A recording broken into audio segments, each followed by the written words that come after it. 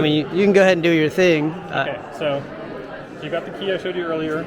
You have the volume and VFO knobs down here. You switch bands by pulling on the buttons. You can go into the menu, but it's very rare. You need to go in there. And then for the battery on the back, we've got a little spring-loaded thing here. This opens up. You see most of the weight is this battery. Most of it's the battery. Yeah, it draws about 100 milliamps on receive. It's a 2.6 amp hour battery, so it'll last a really long time. Right. Even on transmit, it's about an amp.